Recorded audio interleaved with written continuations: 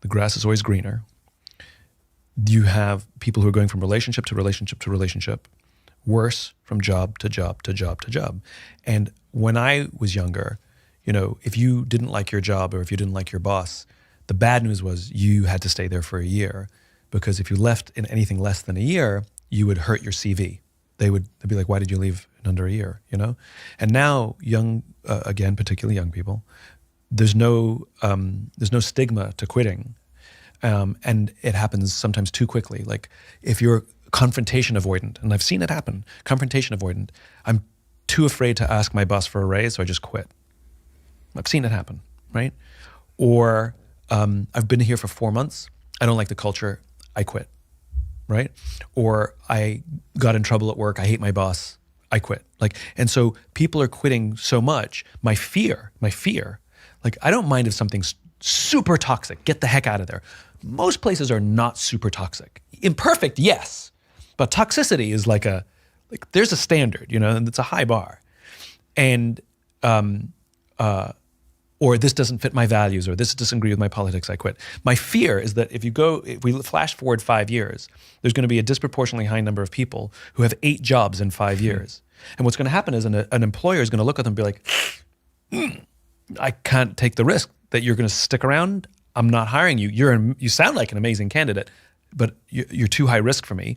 And because you've had so many jobs over such a short period of time, you actually haven't stuck around long enough to build up a skill set or know what it's like to manage a storm, because you've stuck around in the good times and bailed in the bad times. And so you have now been in the workforce for 5 years, but you don't have 5 years of work experience. You have 4 months of work experience. And so I don't want you either, because you've never been through a battle, And I see it happening. A young person who's been at a company for 8 months goes to their boss and says, I want a raise, I want a significant raise, because I'm doing the same job as those people. Those people have been in the workforce for 10 years. I know, but I'm doing the same work as them and I'm doing good work. That's true. You are doing the same work as them and you are doing good work. The difference is I'm not paying them just because they've obliquely been in the workforce for 10 years. I'm paying them because you know how to hoist a mainsail in calm waters. And you can hoist a mainsail in calm waters as well as they can hoist a mainsail in calm waters. The difference is they also know how to hoist a mainsail in a storm. I don't know if you can hoist a mainsail in a storm. I pay them more because I know that if we run into hard times, I know that they know what to do and I can trust that we can navigate. And I also know that they will teach you how to hoist a mainsail in a storm. It's like the same reason I buy insurance. I don't expect my house to burn down, but I pay just in case. I'm paying them more for a skill set that I hope they never have to use. That's why they get more. One of my fears at the moment, which is perfectly linked to what you're saying, is I have a fear, and I've never expressed this openly, so this is the first time, so don't all come for me at once. I have a fear that Gen Z are the least resilient generation that I've ever seen. And a lot of it, and sounds so stupid and not evidence-based, but if you look at what TikTok is telling this generation work is, and there was a video that went viral on Twitter the other day out in Silicon Valley where it shows like a Facebook employee, one of the big tech companies. She arrives at work in the morning, she takes a photo of her latte, there's free muffins, she goes over and has the free muffin. It shows her in her TikTok literally doing like 30 seconds of work. Then she's out doing some like pottery making class that work have put on. She comes back to the desk, does another 30 seconds of work.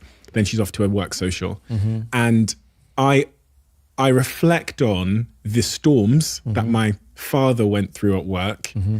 And I just know so deeply inside of me that there's no way some of these younger Gen Z people could weather such a storm without quitting, doing a long LinkedIn post to criticize their employer, then quitting. And I just fear that Gen Z, when I'm hiring people that are in that generation, I almost need to go to an extra length just to check that they can cope with a high intensity culture where demands might come on a Saturday because the world doesn't stop on Saturdays and Sundays. Mm-hmm. So I wanted to get your take on that.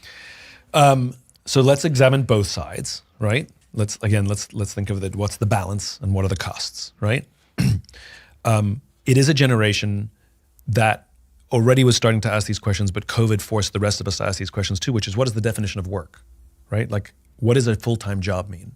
And these are unanswered questions. So I don't have an answer as to what the future of work is, because it's right now everything's in flux, and things have not landed yet, right? So what is the definition of a full-time job? If I don't come to work, the definition used to be I come in at 8 or 9 and I leave at 5 or 6. That was the full-time job. Now, how much work I did between those hours, it was FaceTime. And we know that because we've all had jobs where we stuck around until 7, so we got FaceTime, so our boss liked us, right? We've all done it, right? But FaceTime is not a thing anymore. And so I have a full-time job, and I'm offered another full-time job, and I took it.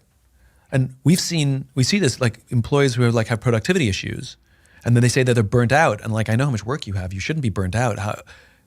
Do they have a second job? And why shouldn't they have a second job?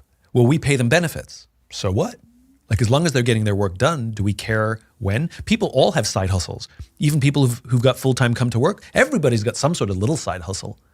So the definition of what full-time employment is up for debate. And I think young people feel, in particular, that why shouldn't I? It's my time. I can do what I want with it. Or I only work 40 hours because those are my limits. Respect my boundaries, right? The problem is I think all of it is so literal, which is, yes, boundaries are important, but the edges of the boundaries are fuzzy, right? And it's not like I don't work on Saturdays. Well, I agree with you. I don't want you working on weekends. This one weekend, I really need your help to finish this project so we can get it out the door.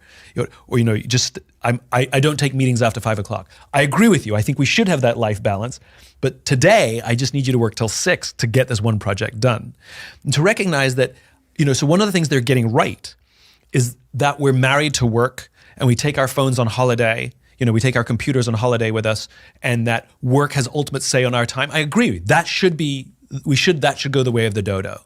But the extreme is not to put these hard lines everywhere and say, I don't do this. As an aside, the irony is, they demand that we respect their boundaries, and yet they seem to step on every other boundary about bringing, emotional professionalism at work and dumping all of my problems onto my colleagues, which is emotionally unprofessional. And it's that's a boundary you can't cross. But there is good evidence to your assertion that this young generation seems less capable to deal with stress than previous generations. That is true. They are good at curating, they've grown up in an Instagram, Facebook, TikTok world where I'm really good at showing you the life I want you to think that I lead. And so they're really good at presenting a confidence that they don't have. They sound like they have all the answers when they don't. But then I see you presenting that life to me if you're a fellow Gen Z. Yeah. And I go, what? My life's stressful and difficult, and I had to work really late, and you're having a frappuccino latte, whatever, at 3 a.m. doing pottery lessons. I need to quit. Yeah. It raises the question, what do you want from your life and what do you want from your work? Why do you have this job? If it's just to pay the bills, I hope I know that is the case for a lot of people, that I have to have a job to pay the bills. And I hope that employers are good enough that even survival jobs are a nice place to work. Trader Joe's, great company where people who have survival jobs, still a nice place to work, But I think the question is what is the life that you're trying to build? And if you want a job simply to pay your bills, and this concept of quiet quitting, have you heard this one? Quiet quitting? I've heard this term, but maybe I heard you talk about it. Well, it's been written about. Right. It's not my concept. But quiet quitting is this thing where I don't quit the job, but I basically will dial back my effort and give you the minimum. So you pay me to do this job, and I will do the basic minimum amount to do the job, where you can't really fire me because I'm not really doing anything badly or wrong, but I'm also not going above and beyond at all, right? So there's this concept of quiet quitting where people are coming to work and they're just doing the minimum, doing their hours, doing their job, not volunteering or raising their hands or going, and that's it. And it raises the question, is that bad?